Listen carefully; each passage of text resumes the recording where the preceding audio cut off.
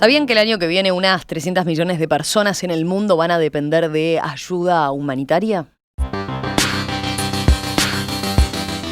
Cada año la vida de millones de personas queda trastocada en lugares como Ucrania, Gaza, Afganistán, Sudán o Marruecos, países afectados por la guerra o los desastres naturales. La ONU, junto a organizaciones no gubernamentales y gobiernos, destina millones de dólares para asistir a esta población. En este esfuerzo global hay uruguayos que están teniendo un rol destacado. Por ejemplo, Sofía Spreckmann, secretaria general de CARE Internacional, una de las organizaciones de ayuda humanitaria más grandes y antiguas en el mundo. Sofía fue galardonada hace unas semanas con el premio Héroe Humanitario, uno de los premios más importantes en este rubro, otorgado por AIDEX, uno de los eventos más grandes del mundo que reúne a profesionales de ayuda humanitaria.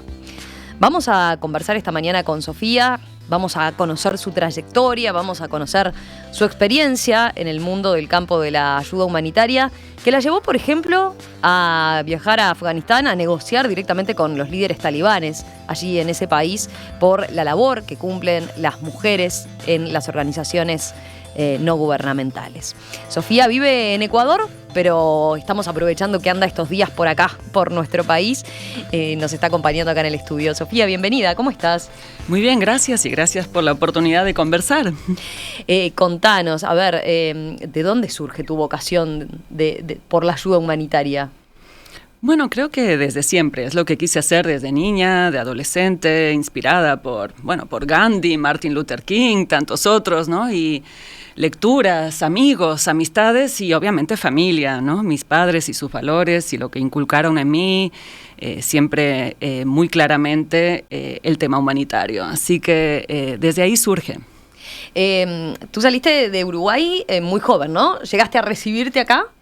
Sí, bueno, tuve dos salidas de Uruguay en realidad. Claro. Una estuviste exiliada de niña, ¿no? Del 74, sí, al 88 viví en Alemania y en Costa Rica. Y después volví al Uruguay y estudié en la sociología en la Universidad de la República. Y me recibí acá en Uruguay, en Montevideo. Y eso también fue una gran influencia para mi trayectoria.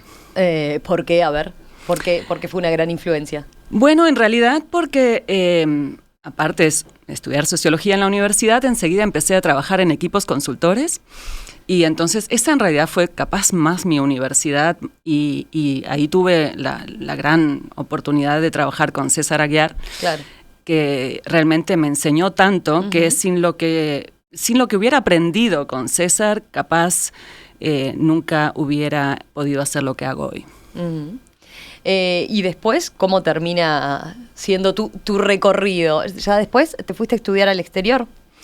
Hice una maestría en epidemiología en la Universidad de Londres. Y bueno, por varios factores de la vida, terminé en el 94, llegué a Camboya, donde empecé a trabajar para CARE en respuesta humanitaria. Entonces, desde el 94 un poco, andariega por el mundo, un poco nómade por el mundo, recorriendo el planeta, ahora ya en 70 países y bueno, dedicada a esta labor humanitaria hace casi 30 años. En Camboya, ahí, dado que fue tu primera experiencia, digamos, ¿qué fue lo que te impactó en aquel momento o en qué circunstancias se daba aquel viaje? Bueno, ahí empecé a trabajar justamente en esta línea de trabajo, sobre todo en un proyecto de salud sexual y reproductiva para mujeres en Camboya rural.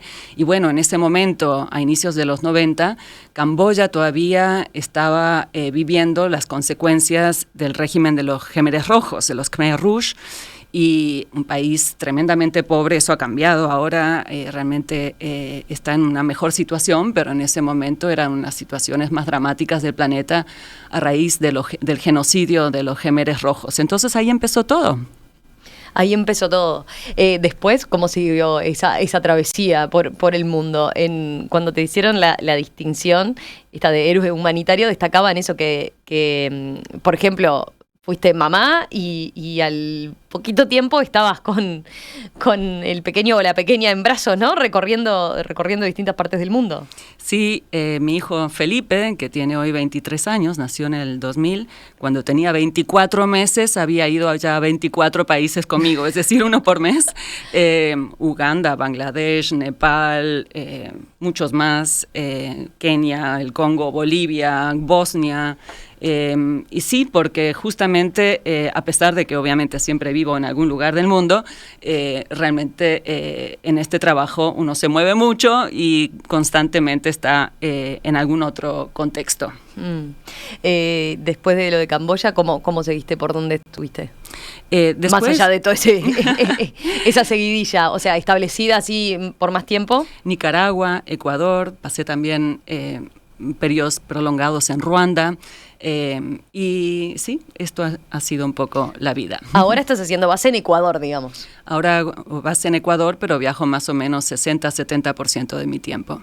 60-70% del tiempo viajando. Correcto, sí. Y ahí es donde la situación esté más complicada, ¿qué es lo que hace que te tengas que dirigir a esos destinos? Sí, obviamente el Medio Oriente, África subsahariana, ¿no? Es donde hay el mayor número de situaciones humanitarias hoy por hoy en el mundo, pero también, claro, también toca viajar a Ginebra, a Nueva York, a hablar con donantes, a Londres, es decir, a todas partes del mundo, y también a negociar también con los países del norte, que son los que sobre todo apoyan la ayuda humanitaria. Expliquemos, o presentemos a Care, ¿no? Vos hace 30 años que estás trabajando en la organización, pero es una organización que tiene una larguísima trayectoria internacional, ¿no? Contanos un poquito las características del trabajo que hace Care Internacional. Claro, con todo gusto. Care se estableció en 1946, después de la Segunda Guerra Mundial. En realidad, los primeros beneficiarios fueron aquellos impactados por la Segunda Guerra Mundial, ¿no? Entonces, alemanes, etcétera. Sin embargo, después eso cambió radicalmente. Es decir, los países que alguna vez recibieron ayuda, en Europa sobre todo, se convirtieron ahora en países donantes, ¿no? Y Care trabaja en 111 países en el mundo, es decir, tenemos 13.000 empleados. Llegamos el año pasado a 30 millones de personas con ayuda humanitaria. Entonces, es realmente un trabajo global y se concentra en los países que más lo necesitan. Y eso va cambiando, ¿no? En estos 30 años ha habido cambios, ¿no? Países que estaban mejor, ahora están peor, y al revés también. Entonces, ¿en alguno pudieron dejar de trabajar como un símbolo de que la cosa había mejorado? En algunos sí. Por ejemplo, en los 90 obviamente trabajábamos muy intensamente en lo que es hoy Bosnia y Serbia, y obviamente ahí han mejorado la situación humanitaria. Países incluso como Ruanda, que en el 94 obviamente vivió un genocidio espantoso, ahora no es el más necesitado. Y la trayectoria es al revés en otros contextos, ¿no? Es al revés, entonces depende del país. Normalmente se distingue un poco entre la ayuda humanitaria de urgencia, digamos, y también lo que es la cooperación para el desarrollo en función del contexto y las necesidades de cada país. En el caso de Care, ¿se ocupan de las dos líneas? Sí, las dos líneas, y en realidad es muy dramático lo que quiero aquí manifestar, porque cuando yo comencé esta línea de trabajo, más o menos el 80% de nuestro trabajo era más ayuda para el desarrollo de largo plazo, y el 20% ayuda de urgencia humanitaria, simplemente la subsistencia, que obviamente es muy importante en contextos muy complicados, pero que nos solucionan las cosas a largo plazo. Hoy por hoy, 60% de nuestro portafolio, de nuestro trabajo, es ayuda de urgencia. Así ha cambiado el mundo, es decir, es una línea vertical, diría casi, de cambio, lo cual demuestra, bueno, por varios factores, ¿no? Conflictos en el mundo, hay hoy 55 conflictos activos. También un acelerador muy importante es el cambio climático, es decir, por el cambio climático hay más personas que viven en contextos de sequía, de cambios drásticos en el contexto del clima, y obviamente impide que puedan tener una agricultura estable y por ende una alimentación, y que dependen más entonces de la asistencia humanitaria. Eso ha cambiado mucho en los últimos incluso 3 años. te diría que el aumento, tú dijiste al inicio que 300 millones de personas necesitan ahora asistencia solo para subsistir, y para ponerlo en contexto, hace 3 años eran 100 millones de personas, es decir, estamos hablando... repetí esa cifra, decís que se triplicó. Se triplicó. ¿En cuánto tiempo? En 3-4 años. Es tremendo, por eso digo casi un aumento vertical, ¿no? Exponencial, y por ende muchas organizaciones, no solo CARES, Save the Children, Oxfam, todos trabajamos de manera muy aunada y en asocio y muy unida, han tenido que dirigir ahora su ayuda más a el apoyo para respuestas en emergencias y urgencias, en vez de trabajar con un largoplacismo en mente, que claro, ahora es un cortoplacismo todos los días, es decir, cómo se mantiene viva a personas que están sufriendo hambre, sed, no tienen vivienda, no tienen dónde protegerse, no tienen servicios de salud.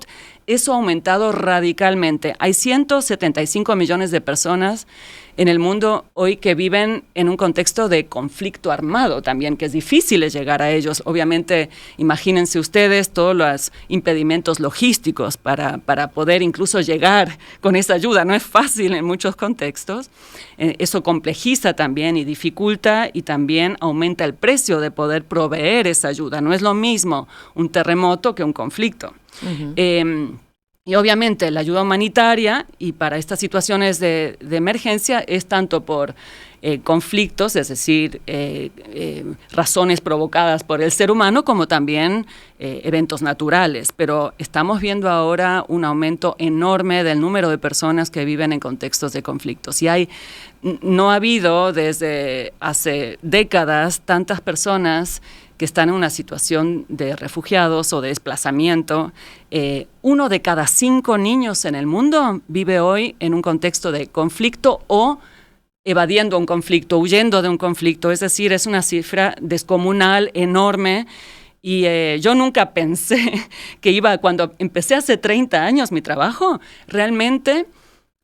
yo pensaba, bueno, solo va a mejorar. Nunca pensé que iba a empeorar y que la proporción de nuestro trabajo de respuesta humanitaria iba a aumentar tan drásticamente. Ese está siendo un tema, está claro que ahí están confluyendo distintos factores, tal como lo señalás, ¿no? Conflictos armados y por otro lado también desastres naturales. Pero te iba a preguntar, tú como parte de una organización integrás además lo que tiene que ver con coordinación de otras organizaciones que en el mundo trabajan con similares líneas, ¿no? De hecho, las mencionabas recién. Uh-huh. Ese es un tema del cual estén conversando en particular por la preocupación que existe con este contexto. Absolutamente, yo soy parte de un grupo de coordinación humanitaria, represento ahí las ONGs junto con todas las agencias de Naciones Unidas como ACNUR, UNICEF, que trabajan, el Programa Mundial de Alimentos, etcétera, que trabajan en la coordinación humanitaria, porque obviamente nos tenemos que coordinar, quién hace qué, dónde, ¿no? Para que no todos vayamos... no se superponga y no vayan todos a lo mismo, ¿no? Justamente, entonces, quién trabaja más en alimento, en agua, en salud, ¿no? Y no hagamos todos lo mismo en los mismos países. Entonces hay una coordinación muy importante que hay que hacer con todos los actores. Y ahí este tema está planteado, o han tenido que incrementar notoriamente la coordinación justamente por este contexto. Enormemente, y por eso decía que mis viajes no solo son a contextos de conflicto o desastres, sino también a coordinación con donantes, con todos los actores que trabajamos en esto, y también para un poco dar perspectiva no solo en números de personas que están sufriendo realmente el impacto de conflictos y cambio climático. El COVID obviamente también contribuyó mucho a la situación que vivimos actualmente. Para ponerlo en perspectiva, hace más o menos 20 años, la comunidad humanitaria mundialmente necesitaba $1 billón para apoyar a quienes viven o vivían en ese momento en una situación de urgencia. Hoy por hoy el pedido para el 2024 es de $46 billones. Eso en el lapso de 20 años para poder asistir a todas esas personas que necesitan ayuda. En este año, en el 2023, pedíamos 56 billones, incluso más. Obviamente hay también situaciones que han mejorado en algunos contextos, por ejemplo en Somalia, que está viviendo una sequía terrible, ahora ya no está en la misma situación de sequía, pero en este año, para también explicar lo que eso significa, solo 1/3 de lo que requeríamos la comunidad humanitaria fue financiado por los donantes. Quiere decir que todos los días tomamos decisiones muy dramáticas. ¿Ayudamos aquí o allá? ¿Quién se queda con más hambre? Con menos hambre, porque no podemos cubrir las 300 millones de personas que necesitan asistencia humanitaria. Sin duda, esa es una cifra que impacta, ¿no? Capaz que cuando presentamos a Karen nos faltó precisar eso. ¿Cómo se financia la organización? Haces mucho hincapié en los donantes. ¿Quiénes son esos donantes? Pueden ser, obviamente, gobiernos, ¿no? Es decir, hay ayuda del gobierno del Reino Unido, de la Unión Europea, de Estados Unidos, de Canadá, de Australia, de Japón. CARE está en 21 países del mundo como organizaciones independientes, CARE Noruega, CARE Dinamarca, CARE Francia. Entonces, de ahí también, obviamente, hay países y muchos que son muy generosos en su ayuda, otros menos.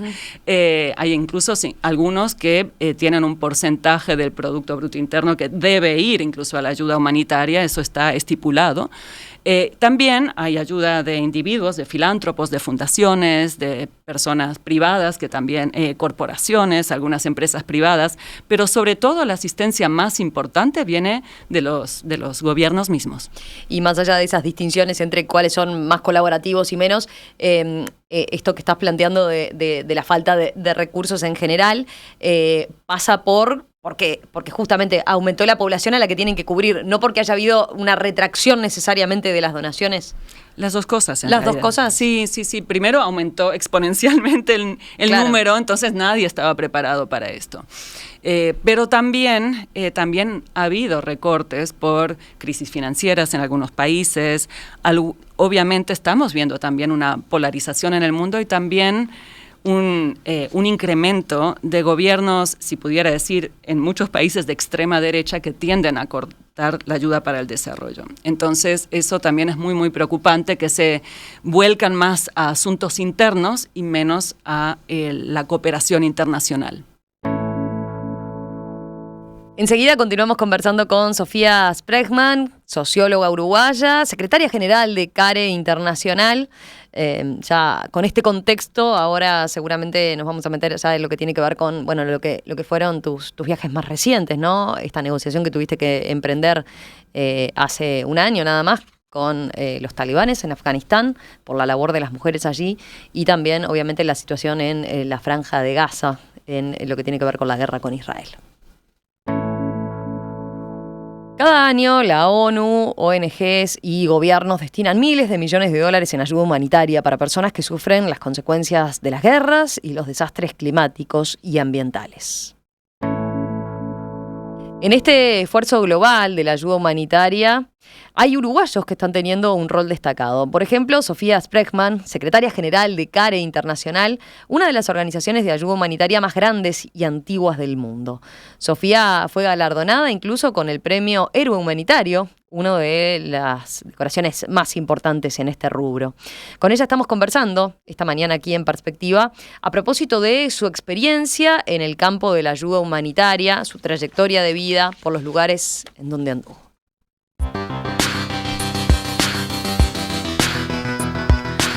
Sofía, dentro del campo de la ayuda humanitaria, tú te has enfocado en particular además en los temas de género y los derechos de las mujeres, ¿no?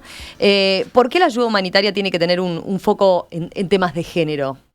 Porque en realidad son las mujeres y los niños que sufren más en muchos contextos humanitarios, por un sinfín de razones, muchas veces menos equipados también para poder sobrevivir incluso a un desastre. Un ejemplo muy sencillo, en el tsunami tremendo que hubo en el sudeste asiático, a inicios de los 2000, murieron más mujeres por el simple hecho de no poder nadar, por un tema de desigualdad de género, donde las niñas muchas veces no aprenden a nadar. Entonces, te doy un ejemplo y habría un sinfín de ejemplos, pero son las mujeres, los niños más impactados. Entonces, obviamente, hay que concentrarse más en las mujeres en contextos humanitarios. También una mujer cuando está embarazada, da a luz en una situación de emergencia, obviamente es más vulnerable, ¿no? Y puede, por ejemplo, en desplazamientos es más difícil.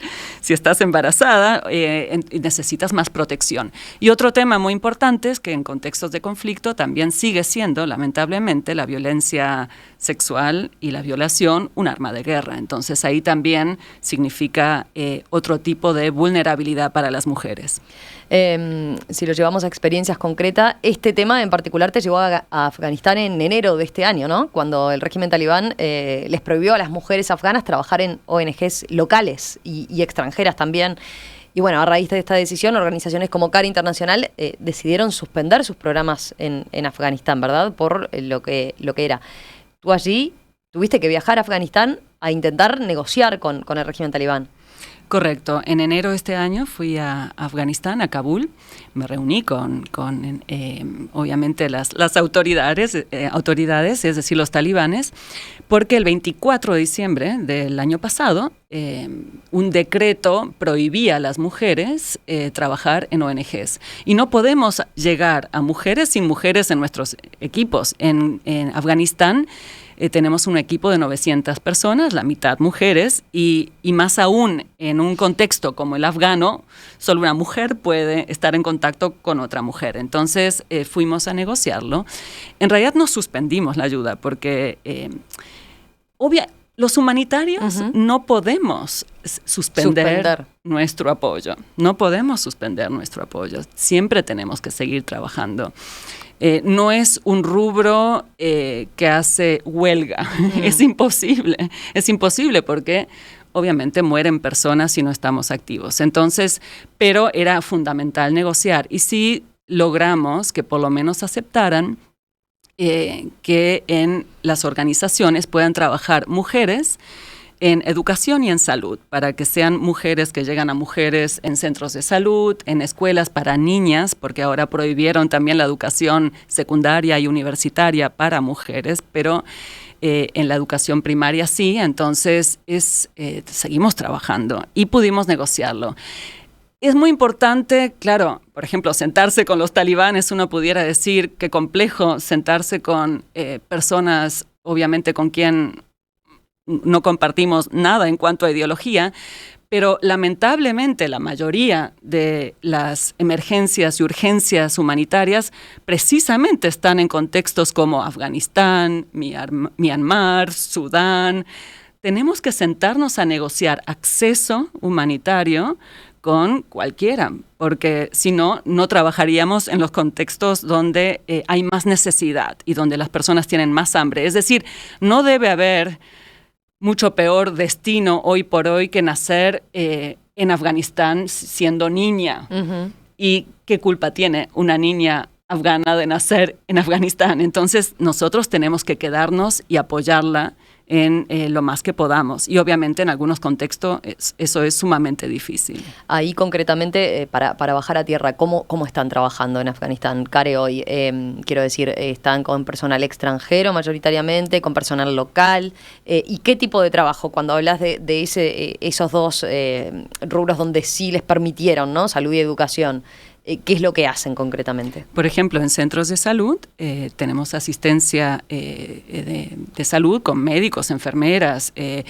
Por cierto, casi todo nuestro personal es siempre local, porque es así que se llega a las personas localmente, con su idioma, con su cultura, con su expertise. De las 13.000 personas que trabajan para CARE, el 95% es del país en donde trabajamos. Eso es muy, muy importante. Y por cierto, quería decir una cosa más. Un poco el imaginario, a veces es alguien occidental, rubio, ojo celeste, que viaja al sur, al África, a ayudar a alguien, y esas fotos que en realidad tienen un deje colonial muy, muy fuerte, y eso precisamente queremos evitar a toda costa, porque nadie mejor que los expertos locales para ayudar a su propia gente. Y obviamente parte de nuestra ayuda es contratar a todas esas personas para que también tengan empleo, ¿no? No es poca cosa. Por ejemplo, en Afganistán mismo, la comunidad internacional que emplea a afganas y afganos da apoyo a 500.000 personas en total, cuando sumas quienes trabajan en el rubro humanitario y todas sus familias. Claro. Así que también eso es una parte de la ayuda. Pero además se trata de descolonizar la ayuda precisamente de ese imaginario, porque nadie mejor que el expertise local para ayudar a las mujeres, a los niños, a los hombres, a todos en su propio país. Entonces, en Afganistán, concretamente, por ejemplo, en los centros de salud damos asistencia de salud. También llegan, ahora en enero, cuando estuve, hacía menos 20 grados de frío, nieve, y llegaban literalmente mujeres y niños descalzos. Hay que ponerlo, porque hablo de cifras, pero lo que más impacta en esta labor son cuando ves esas situaciones en concreto y la vida de cada uno sufriendo las consecuencias de estas crisis. Entonces, en este centro de salud no solo damos salud, sino también damos alimento, damos una comida caliente. Lo mismo en las escuelas, ¿no? Las escuelas se convierten en lugares también donde se distribuyen comidas calientes en invierno, donde también la mamá, el papá que vienen, los padres también reciben alimento, no solo los niños que vienen a la escuela. Es decir, hay muchas formas de proveer ayuda humanitaria. La ayuda humanitaria también incluye, por ejemplo, dar un voucher de dinero, cosa que hacemos también en todo país, porque no hay nada más digno que cada persona elija qué necesita, porque las necesidades de cada persona cambian también en un momento, ¿no? Hoy puedes necesitar pañales, mañana algo totalmente diferente, fórmula, y ¿quiénes somos nosotros para imponer? Usted necesita alimento, usted necesita agua, sino, entonces mucha de la ayuda, que por cierto logísticamente además es mucho más fácil de proveer dinero que, por ejemplo, alimento, que requiere camiones de transporte, etcétera. Los vouchers funcionan muy bien en la ayuda humanitaria, donde además con eso potenciamos la economía local. Es interesante eso, porque imagino tiene que ver también con esa experiencia de, bueno, cambiar la visión de la ayuda humanitaria, con eso que señalabas de la descolonización. Pero te consulto, y a propósito de eso, por ejemplo, de esos vouchers, como sistema, ¿se controla efectivamente el gasto que hacen las personas? ¿Se entiende que no tiene que controlarse? ¿Cuál es la filosofía un poco que está atrás? La filosofía que está atrás es que cada persona puede elegir su camino. Eso es muy, muy importante.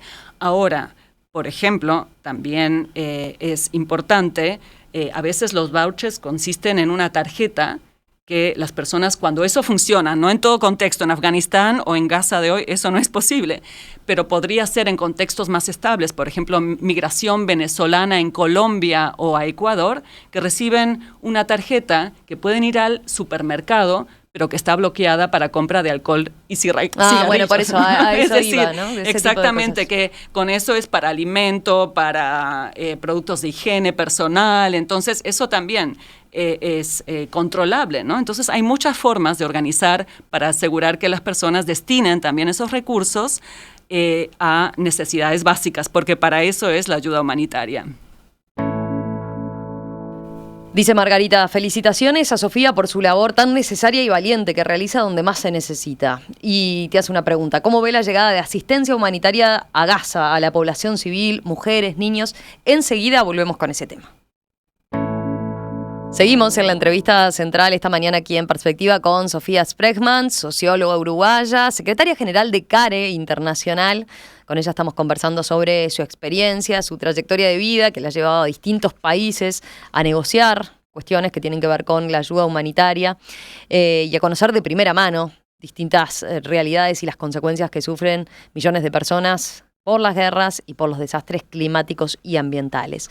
Sofía, yo dejaba pendiente la pregunta que hacía esta oyente, ¿no? Margarita decía, ¿cómo ve la llegada de asistencia humanitaria a Gaza, a la población civil, mujeres y niños? Tú has estado en la Franja de Gaza en otras circunstancias, ¿no? No ahora a partir de la guerra, pero sí, CARE está trabajando allí y por tu rol, por tu rol de secretaria general, claramente estás siguiendo muy de cerca esta situación. ¿Qué diagnóstico tenés al respecto de lo que tiene que ver con la ayuda humanitaria en la franja? Bueno, la situación es realmente, diría que desastrosa, apocalíptica, como nunca he visto en mis 30 años con CARE. Porque es la primera vez, tal vez, desde que trabajo en esta línea de trabajo, que nuestro propio equipo en Gaza se ha convertido en desplazados internos, primera vez. que ellos mismos, mis colegas, necesitan ayuda humanitaria. Eso nunca lo había visto antes. Es decir, hasta ahora siempre hemos podido por lo menos proteger a nuestro propio personal y obviamente a muchas más personas, pero ya no. Yo hablaba la semana pasada con mi colega en Gaza que me contaba cómo su esposa, que dio a luz con cesárea sin anestesia, porque ya no hay anestesia. Hay 60.000 mujeres en Gaza embarazadas hoy por hoy, 180 dan a luz todos los días, necesitan esa asistencia y eso ya no existe y tiene que hacer filas para conseguir 2 pancitos, uno para su esposa, que tiene obviamente un bebé recién nacido, y otro pan para sus otros 2 hijos, que parten 2, y mi colega básicamente no come. Entonces, eso es la primera vez que veo en mi trayectoria humanitaria. Es apocalíptico. 85% de la población de Gaza, 2.3 millones de personas, son desplazados internos ahora, es decir, han dejado sus hogares. 60% más, 65% de las viviendas han sido destruidas, es decir, ya no tienen tampoco dónde vivir, están aglomerados en escuelas y todos en el sur de lo que ya es una franja, ¿no? Ya un territorio muy pequeño, que es el territorio de población más densa del mundo, aún más, porque en el norte obviamente básicamente no pueden habitar. Entonces es una situación absolutamente apocalíptica y lo único que resuelve esto es un cese al fuego, ¿verdad? Un cese al fuego y justamente hoy se iba a reunir ayer, pero se aplazó para hoy el Consejo de Seguridad de Naciones Unidas y bueno, realmente esperamos que haya tal cese porque cuando hubo una pausa de 7 días también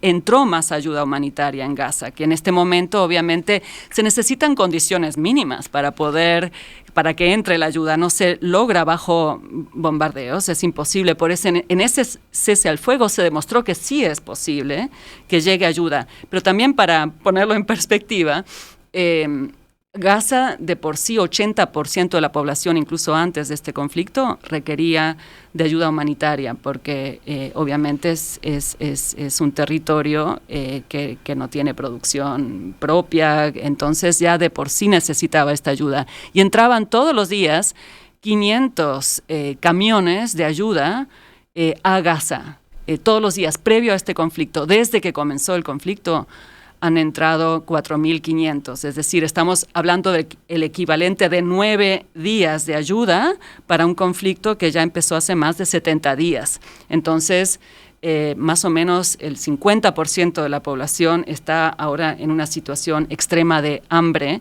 También al no haber agua, hay 350.000 personas ahora con enfermedades infecciosas en este momento, diarrea de los niños, cólera, han comenzado el cólera, varicela, hay una gran epidemia y están empezando a morir tantas personas por este tipo de enfermedades como por también el conflicto en sí. Es absolutamente desastroso lo que estamos viendo en Gaza. Cuando hablábamos la semana pasada, tú me decías que no, eso o lo que están haciendo allí las distintas organizaciones no puede calificarse de ayuda humanitaria, no. Decías. Porque ya ustedes no pueden garantizar qué es lo que pasa tampoco con esa ayuda. Justamente ahora pasó, hace 2 o 3 días, llegó un camión de ayuda humanitaria y la gente se abalanzó sobre ese camión. Ahí pueden pasar situaciones muy dramáticas, donde pisoteos, ¿no? Desde la desesperación. La ayuda humanitaria tiene que estar bien organizada logísticamente, ¿no? Para también saber a quién dar, quién necesita más que otro. Esos son principios básicos de organización. Yo diría que ahora ya no le podemos llamar ayuda humanitaria a lo que está ocurriendo en Gaza. Realmente es una ayuda oportunista. Cuando hay un huequito, un agujerito, se hace algo. Nosotros todavía hemos logrado apoyar algunas clínicas móviles con medicación que llegó vía Egipto a la Media Luna palestina para ayuda humanitaria, pero también han muerto desde el inicio han sido asesinados básicamente desde el inicio del conflicto, 300 personas del personal de salud. Entonces, obviamente, también hay menos capacidad de también muchos hospitales, centros de salud han sido destruidos,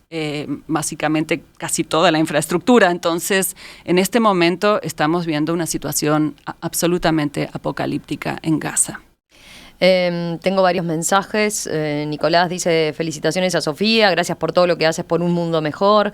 Después, Marcela pregunta: ¿cómo maneja ella, por Sofía en lo personal, ver tanto horror? Esto no solo por esta situación que estamos describiendo de Gaza, en general, ¿no? Okay. Como por el trabajo, por las experiencias que has pasado a lo largo del mundo en estos contextos tan complicados y dolorosos por momentos.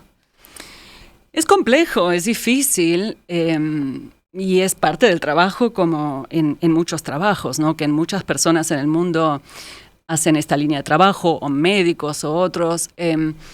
Ahora, claro, hay situaciones imposibles de olvidar. Por ejemplo, el terremoto de enero del 2010 en Haití, en Puerto Príncipe, donde en un solo evento, en una ciudad, murieron 300,000 personas. Es decir, en un día. Hay que imaginarse 300,000 personas en un día.